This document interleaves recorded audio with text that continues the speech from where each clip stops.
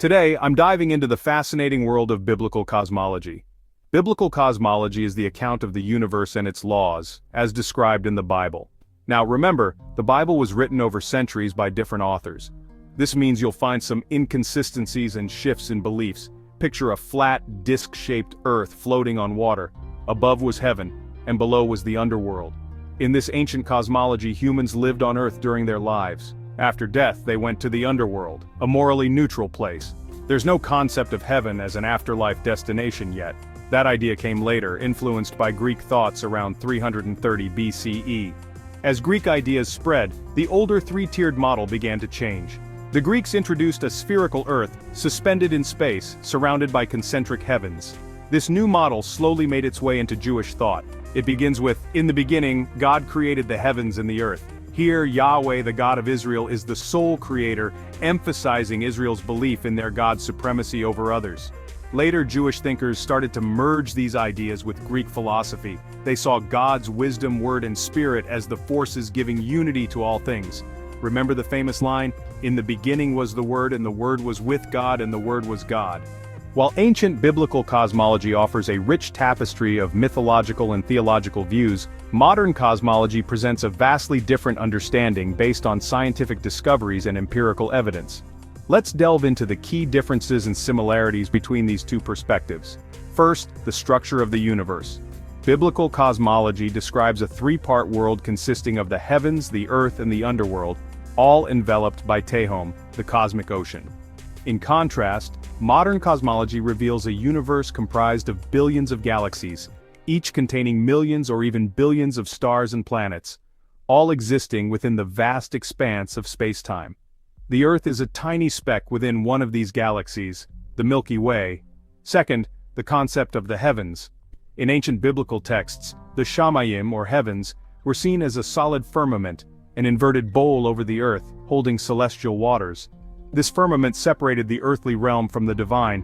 Modern science, however, shows that the heavens are not a solid structure but an almost infinite expanse filled with celestial bodies, governed by the laws of physics, such as gravity and electromagnetism. Third, the nature of celestial bodies. Biblical cosmology often personified the sun, moon, and stars as divine beings or messengers of God. Modern cosmology identifies these celestial bodies as physical entities. The sun is a star, a massive ball of burning gas, and the moon is a natural satellite of the earth. Stars are distant suns, and planets are celestial bodies orbiting these stars.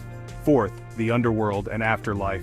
In biblical texts, the underworld or Sheol was a shadowy place where the dead resided, and later texts introduced Hades and Gehenna as places of post-mortem existence. Modern cosmology does not address the afterlife, as it is a scientific study focused on the physical universe. Concepts of afterlife are explored in metaphysical, philosophical, and theological realms rather than in scientific discourse. Lastly, the origin and fate of the universe. Biblical cosmology attributes the creation of the universe to a divine act, as described in Genesis. Modern cosmology posits the Big Bang theory, suggesting that the universe began approximately 13.8 billion years ago from an extremely hot and dense state and has been expanding ever since. The ultimate fate of the universe remains a topic of scientific investigation, with theories ranging from continued expansion to eventual collapse. In ancient Israelite thought, the universe was conceived as a three-part world, the heavens, the earth, and the underworld, all floating within Tehom, the mythological cosmic ocean. In the Old Testament, the word shamayim represented both the sky and the dwelling place of God. The raqia, or firmament, was perceived as a solid, inverted bowl over the earth, colored blue from the heavenly ocean above it. Rain, snow, wind, and hail were believed to be stored in celestial storehouses released through windows in the firmament. The waters for Noah's flood, for instance, entered when the windows of heaven were opened. Heaven was not just a distant realm but extended down to and touched the farthest edges of the earth. From the human perspective, looking up from earth, one saw the floor of heaven, which was also perceived as God's throne, made of clear blue lapis lazuli. Below this heavenly floor was a layer of water, the source of rain, separated from us by the impenetrable firmament. Interestingly, the word shamayim could be interpreted as either dual or plural, which leaves ambiguity about whether there was one heaven, two, or more. Yet most likely there was only one vast heaven, with phrases like heaven of heavens emphasizing its boundless nature. During the Babylonian exile in the 6th century BCE, the influence of Babylonian cosmology introduced the idea of multiple heavens among the Jews. This concept persisted into the New Testament. While Revelation speaks of a singular heaven, other texts like the Epistle to the Hebrews and the Epistles to the Colossians and Ephesians imply a plurality of heavens. The Apostle Paul even speaks of his visit to the third heaven, a place believed to house the Garden of Paradise. In ancient Israel and Judah, the celestial realm was populated by divine beings. Initially, the pantheon included gods like El, who over time was merged with Yahweh. The remaining gods became subordinate to Yahweh, forming a divine council. This council, mentioned in texts like Psalm 89, was composed of beings who assisted in heavenly decisions. The book of Job provides a vivid depiction of this divine council, where the sons of God convene to discuss earthly matters. Among them is the Satan, an accuser who tests human loyalty to God. This celestial council reflects the hierarchical nature of the divine realm. Heavenly bodies like the sun, moon, and stars were once worshipped as deities. In the New Testament, Hades is depicted as a temporary holding place, a stark contrast to the eternal lake of fire, or Gehenna, which awaits at the end of time.